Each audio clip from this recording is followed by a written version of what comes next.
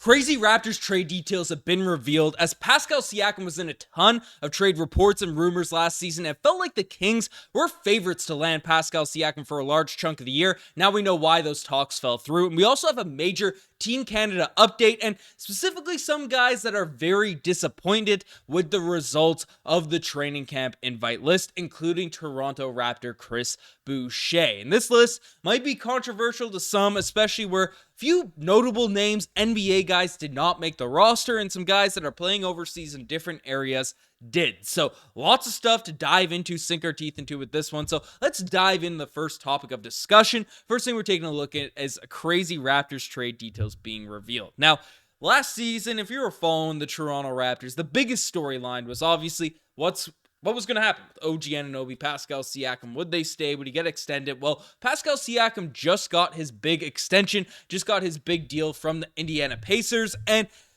that was the deal. The Toronto Raptors didn't want to offer him. So happy for Indiana, happy Pascal got his money, but a lot of us were taken aback, caught off guard that the Indiana Pacers were the team to actually land Pascal Siakam because the Kings felt like they had a better trade package, some different assets they could offer, and maybe not have more of a need for Pascal, but we're in a lot more rumors for Pascal Siakam last season. So a lot of people were confused why Pascal Siakam, one, didn't end up getting traded there, and two, was pretty adamant in reports that he wouldn't play for Sacramento. Well, recent reports have come out that reveal the details going on with that situation. And Sam Amick revealed that the way it was framed to him, in an attempt to drive down what it would take to get him, so the asking price, the deal, for Pascal Siakam, they made some gossipy type feedback on his game, and it ended up getting back to him. So to essentially translate, to clarify what Sam Amick is saying in this report is, in the negotiation process to acquire Pascal Siakam,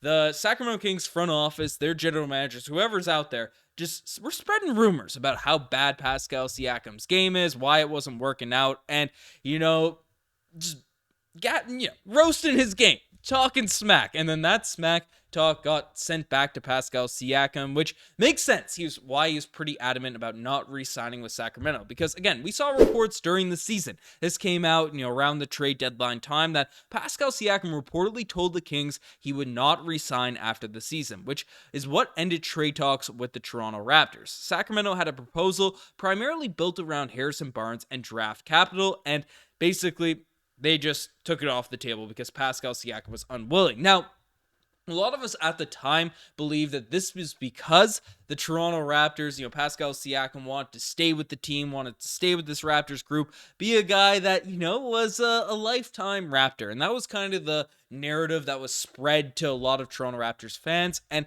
one of the reasons he didn't want to go to Sacramento, and I'm sure he did definitely want to stay with this team, but the fact that he was so adamant on not going to Sacramento, but was willing to be more open to an extension with the Indiana Pacers, say I'd resign here and give them more of I don't want to say a guarantee, but more of assurance that he won't just bolt in free agency, that makes sense in terms of why he wouldn't go to Sacramento, because frankly, Sacramento is a good team. They have a good squad. He would have fit in roster-wise really well on that squad, on that roster. But, Sacramento's nice as well. I've said it on a few vids. I've been to Sacramento. It gets trashed on as a city, but it's a cool spot.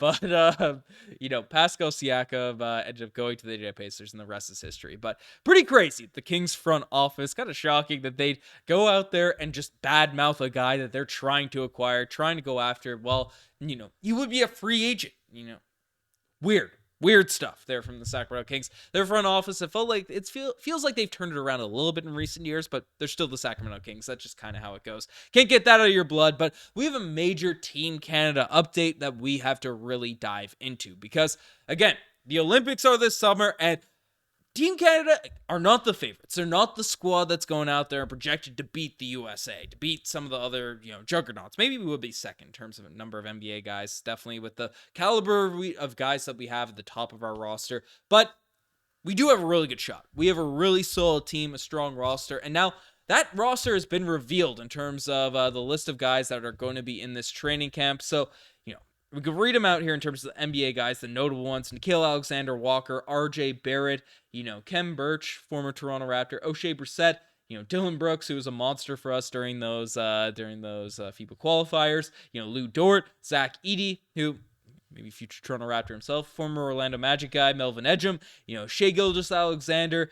We have Trey Lyles knocking down threes, big man, and played some NBA action. Jamal Murray, Andrew Nembhard, Kelly Olynyk, Dwight Powell, and we got the Scrub brothers as well as Andrew Wiggins. So that's an interesting list. Now, we already discussed how Corey Joseph was left off of this group, left out of these training camp invites, which was a bit of a shock to a lot of people because, again, Corey Joseph's been a lifer for the Team Canada basketball, has been with the squad year in, year out, as he mentioned, again, while he was didn't have NBA contracts, while he was risking injury to play for his country, risking his NBA career to go out there and try to get us in a position to get to the Olympics, to get to a spot. So Corey Joseph, who again, I read our comment section, people were talking like he's completely a geezer out there. He's only 32 years old, played in the NBA this season, still a guy that could have at least been invited to training camp, but didn't end up being the case. And Corey Joseph isn't on that list. Tristan Thompson isn't on that list. And again, he's kind of on his way out of the NBA as well. But another dude that's played for Team Canada a lot. I know he's a dramatic name, a guy that people like to roast on, given the Kardashian stuff, the LeBron stuff,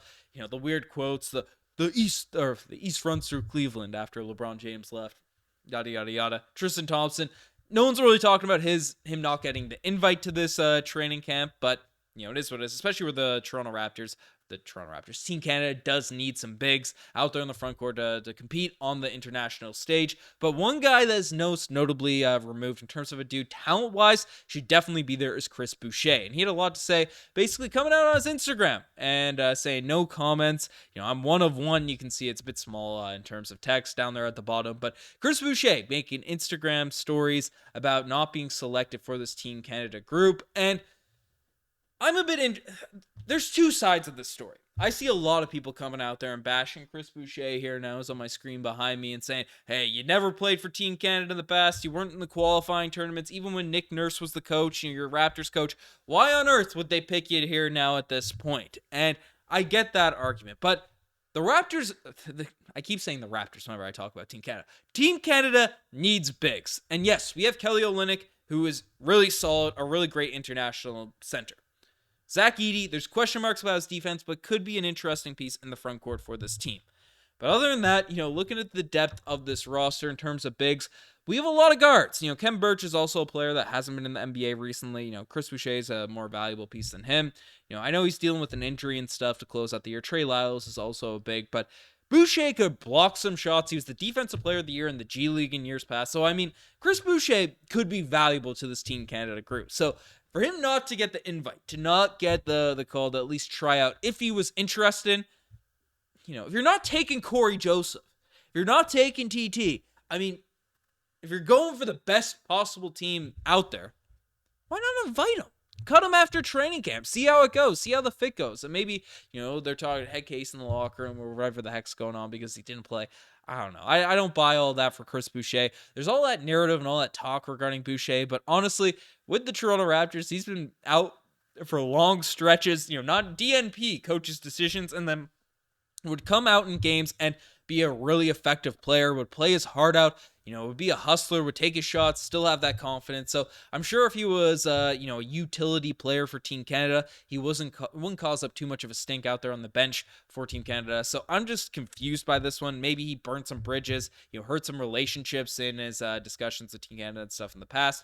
I don't really know the behind the scenes stuff on that situation, but the fact that he's making Instagram posts clearly means he wanted to play on this roster, play on this team for the Olympics, but I don't know. It is what it is. I trust Rowan Barrett, RJ Barrett's dad, and picking a team. I think he scored 100 points in college. That was the big thing everyone used to say, Team Canada action back in the day, but no, that's how that stuff goes. But folks, you guys have the best to get as far. Subscribe to the channel if you guys haven't already. I'm signing out. Cheers.